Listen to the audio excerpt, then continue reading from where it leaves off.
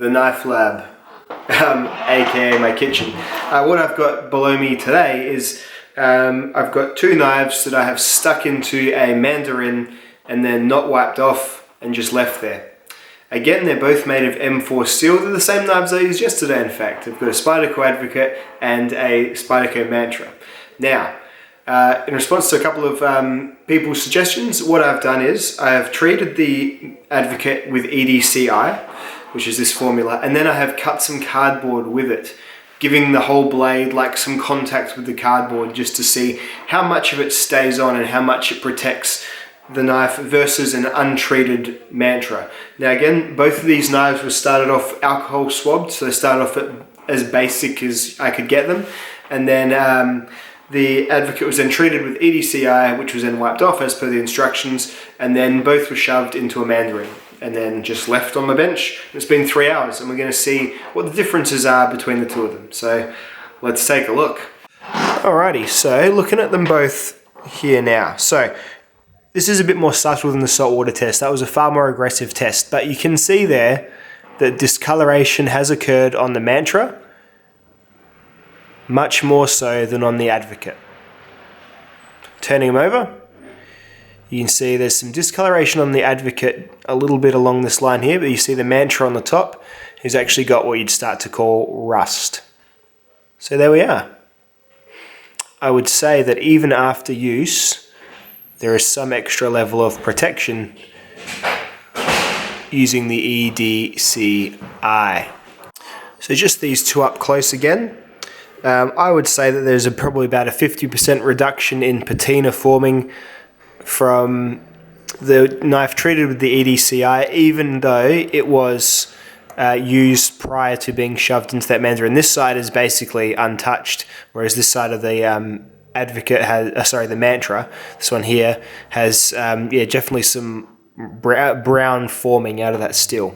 Another question that was asked is EDCi used to clean steels? And yeah, it definitely is, and I'll do that right now. So I'll use the EDCi on both, just liberally, because these are quite sticky, covered in that mandarin goop. I'll just grab let's just start with a paper towel, because yeah, as someone correctly said yesterday, these sort of Scotch-Brite type pads, they are, they are likely to cloud up the surface of the knife because they do have some aluminium oxide in them. So just cleaning off the Mantra now. So as you can see, it's done a pretty good job of reducing that to zero. Maybe some clouding has been caused by the patina starting to form, but really pretty decent result overall, I reckon. And then the Advocate, which had less to clean off.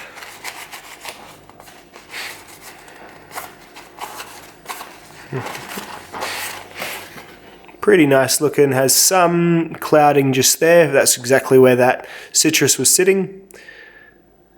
Just a little bit of, I guess you'd almost call that patina forming.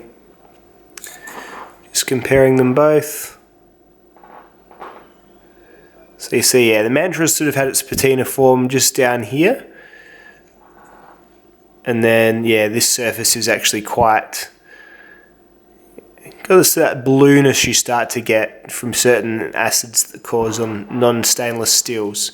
And then this side of the Mantra is actually more or less untouched. So I would say a fair to good reduction even after use through cardboard, which would have had full contact on those blade surfaces. So definitely worth cleaning your knives. This little bit here may need a slight rough side of a sponge or something to get that more minimized. Let's have a look.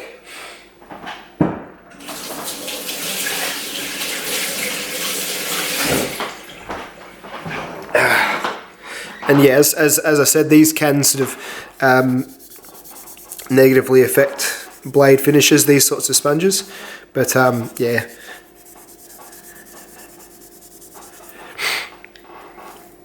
reckon with a bit of WD-40 even I'd be able to get that completely gone. In fact, looks like it's almost gone now.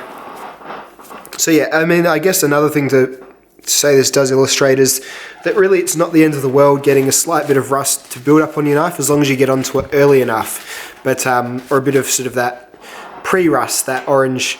Yeah, so that's, in certain lights that's been affected fairly, you know, fairly strongly really. Just not even rust, just discoloration.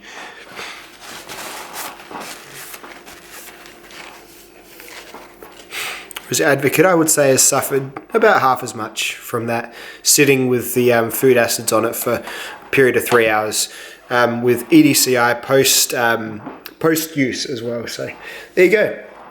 But yeah, mainly I would say this is great for if you are more of a say if you have a lot of knives and you're not always keeping track on how often you're using and maintaining them. Just a good bit of this stuff, I would say, just from time to time across all your blades, even your stainless ones. It's not going to do any harm, is it? And I think they're on the cusp of again getting it certified food safe once again, and that was just the choice of the new owner, who I think is Jim from the Jim Skelton channel. I think he actually owns the place. If not, jump in and correct me. But I think they were like, oh, we're not happy with those lab results. We'll get some more standardized ones done. So that's cool with me. I'm all for double checking these things.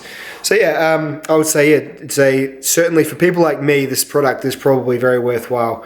Just to have that extra layer of protection that does seem to last through some EDC use as well, rather than just sort of having knives that get sort of set down and then forgotten about, which, hey, that's a lot of my knives as well. So anyway, I hope that's been of interest to you guys. I'll see you all in the next video. Goodbye.